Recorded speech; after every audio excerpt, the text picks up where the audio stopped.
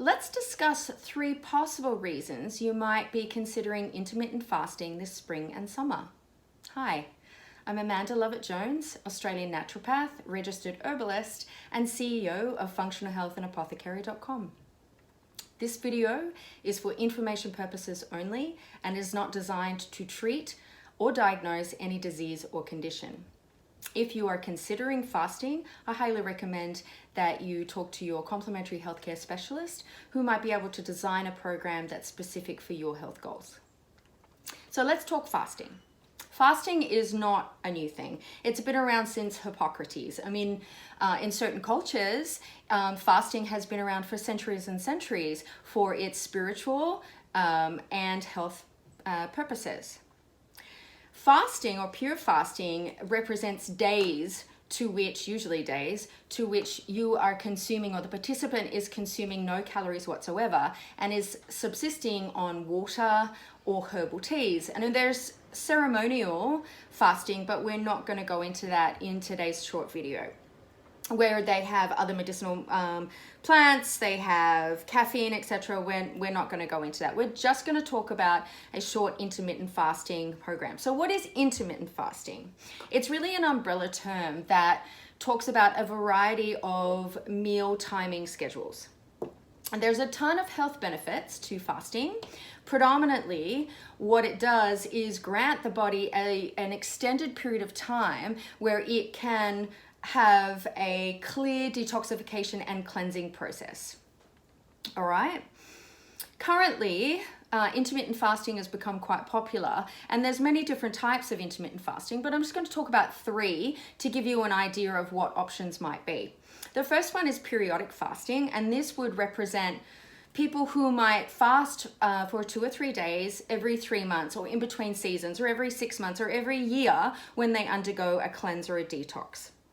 The second one would be time-restricted feeding, and this is quite popular right now, and it's something that I'm actually doing currently in preparation for spring and summer, and it represents a period of time during the day where you're allowed to consume calories or any food, and then a period of time in the day where you are not. Now this usually, or ideally, you want at least 14 hours where you're not consuming any calories at all, so that you give yourself time restraints during the day. For example, your first meal might be at 11 o'clock in the morning and your last meal might be at 6 o'clock at night. Another example might be 10 o'clock in the day, 4 o'clock in the afternoon, for example. It really depends on your lifestyle and what you're trying to achieve. Now the third one, and it's quite common, is an alternate day fasting, and that would be eating on Monday, fasting on Tuesday, eating on Wednesday, fasting on Thursday, etc. There's a ton of other scheduled fasting programs. Another one might be 5 and 2, where you eat for 5 days and then fast for 2. It goes on and on and on and on and on.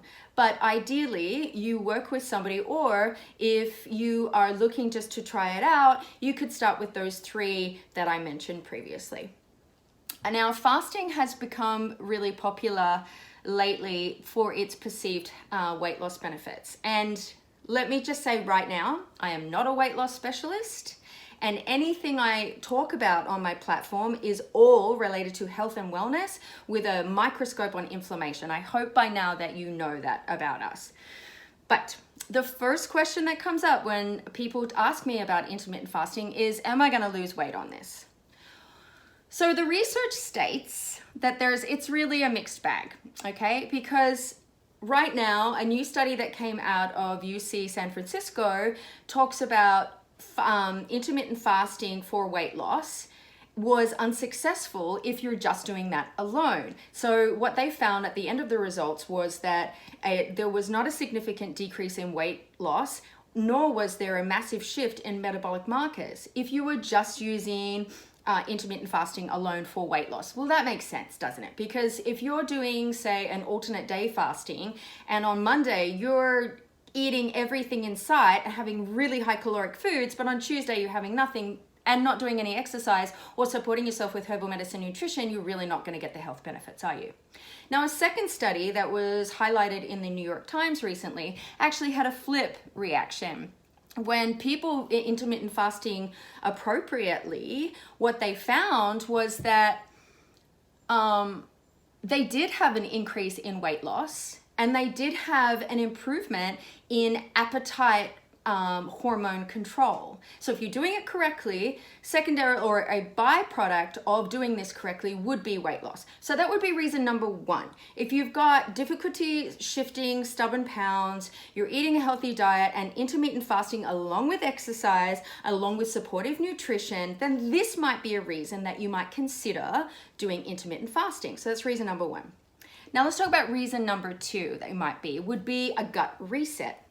Now, quite commonly, if a patient is coming to me and we have done an elimination diet and we are doing reintroduction of foods, say grains, then what I might do is reintroduce grains, but do it in a time-restricted intermittent fasting way. What that does is, okay, if you're gonna have rice at dinner at 5 o'clock, this gives your gastrointestinal system hours and hours and hours to be able to process this new food, to be able to, for your gastrointestinal system to work effectively, and therefore decrease your chances of inflammation. Make sense? Right, but even if that's not the case for you, but you're waking up in the morning, you're like, I am still bloated from dinner before, or you're burping in the morning and you can still taste dinner before, or if you're finding your schedule is getting later and later and later and your last meal is like 8:45 at night, then you might get a health benefit by intermittent fasting. Now, if that's the case for you as well, you want to combine intermittent fasting with really beautiful bitter herbs such as gentian, fennel, Oregon grape, ginger. Now, these can all stimulate gastric acid secretion and improve metabolism and gastrointestinal function. So you're getting that secondary health benefit and allowing your digestive system time to just calm down. So you're going to get less bloating, you're going to have less sluggishness or digestive sluggishness during the day. Now, the third and final reason would be to assist natural detoxification. The body cannot move through its 1, 2, 3 o'clock in the morning gallbladder, liver detoxification if it's still really congested. What about if your last meal or you're still nibbling at like 10 p.m., you might be finishing that last drop of red wine that's left in the glass and then going and laying down. Now, what that's doing is the body is still trying to process what you've just had, and then it's going into this natural detoxification process in a congested way. Now, a second positive element, if you were doing time-restricted intermittent fasting, would be that you are less likely to consume as much alcohol as normal, because say your last meal might be at 4 p.m. You're less likely to have an alcoholic beverage at 4 p.m. You're probably still at work. You're probably still driving the kids around. So after that 4 p.m., you're not allowed to ingest any calories. And if you're doing the alternate day intermittent fasting, then you know that at least 3 days a week, you're having no alcohol whatsoever. So by default, you're actually decreasing your toxic exposure. Now, another way to support yourself during that time, if the third reason was for you, or that reason was for you to consider an intermittent fast because of detoxification process, you want to support your body with herbal medicines such as milk thistle, schizandra, rosemary. These all increase elimination through the liver and also increase cellular detoxification. Now, herbal teas have 0 calories, and if you're taking a really nice nutritive detox tea through this process, you're going to optimize your intermittent fasting program if what you're wanting to do it for is to increase elimination. I would do that through beautiful nutritive herbs such as burdock, dandelion root, yellow dock, and these can all support you during that intermittent fasting time. Now, if you like the information that we're giving you every Thursday, consider subscribing to our YouTube channel or go to functionalhealthandapothecary.com, where you can get a lot more information about our herbal medicines that we have to support liver detoxification. We also have detox teas to support you if you are considering intermittent fasting. Thanks for joining us today.